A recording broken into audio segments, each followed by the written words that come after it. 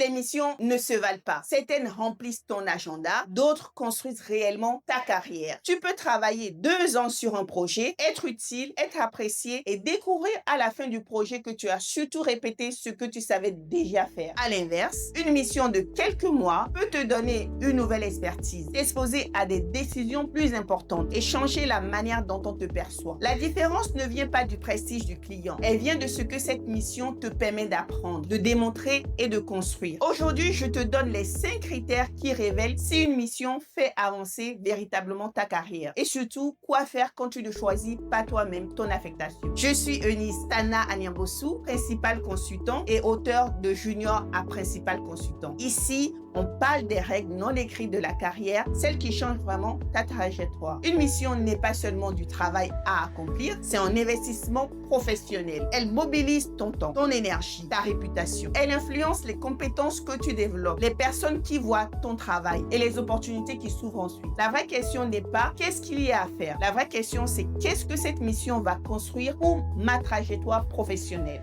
Une mission accélératrice te fait développer quelque chose que tu ne maîtrisais pas encore. Une compétence, une technologie, une posture, un type de client ou un niveau de complexité. Et attention, une mission qui te fait grandir n'est pas forcément confortable. L'inconfort n'est pas un mauvais signal. Il le devient seulement quand tu es exposé sans soutien, sans cadre ou sans moyens raisonnables. Pose-toi cette question. Cette mission utilise-t-elle vraiment ma valeur actuelle ou construit-elle aussi ma valeur future? Je l'ai détaillé dans ma précédente vidéo que tu peux voir en description. Toutes les missions n'ont pas besoin d'être visibles, mais ton portefeuille doit contenir des occasions de rendre tes compétences observables. Préparer un atelier développe ta compréhension. L'animer démontre ta capacité à cadrer, écouter, gérer les objections. Faire une analyse est utile. La présenter avec une recommandation démontre ton recul et ton influence. Demande-toi qui verra ma contribution et quelles compétences pourrait-on réellement observer. Une mission peut être valorisante tout en t'éloignant de ce que tu veux construire. Tu veux devenir une référence dans un domaine, une succession de missions très généralistes peut diluer ton expertise. Tu veux évoluer vers plus de leadership, une mission exclusivement individuelle ne développera pas ta capacité à coordonner ou à faire grandir les autres. Le but n'est pas de refuser tout ce qui n'est pas parfaitement aligné avec ta trajectoire. Le but est de garder une boussole. Et comme tu le sais, les 2 derniers critères sont souvent les plus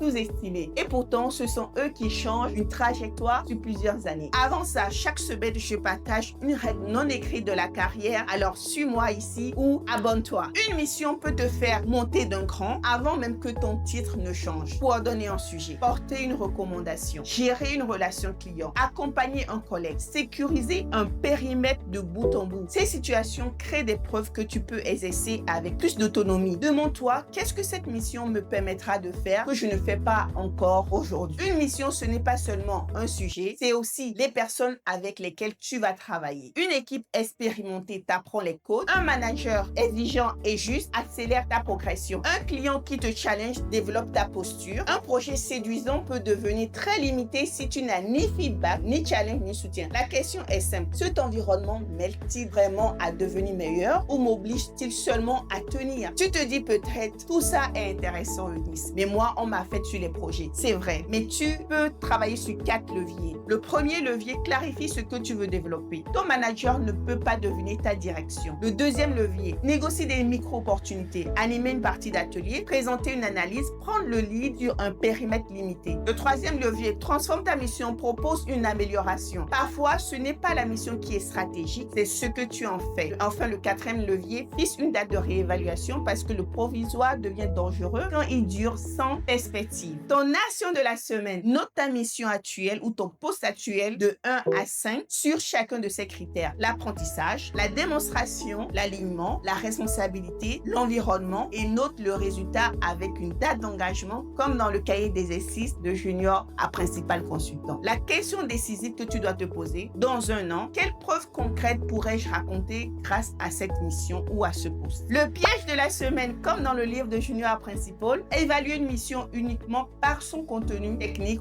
ou son prestige. Et retiens ceci, ta carrière ne se construit pas seulement avec le travail que tu as accompli, elle se construit avec les expériences que tu transformes en preuves. Et ton auto-évaluation t'attend en commentaire épinglé. Sur quels critères ta mission actuelle est-elle la plus faible? Réponds à son numéro, je lis tout. Et réponds aussi au sondage de l'épisode. La question, ta mission actuelle, elle te fait 1. Grandir clairement. 2. Tourner en rond confortablement. 3. Tenir son soutien. 4. Je ne sais pas encore. La semaine prochaine, nous allons parler de comment devenir visible sans se vanter. 5 techniques concrètes. Ta carrière ne se construit pas par hasard. Elle se construit par les décisions que tu prends aujourd'hui. À très vite.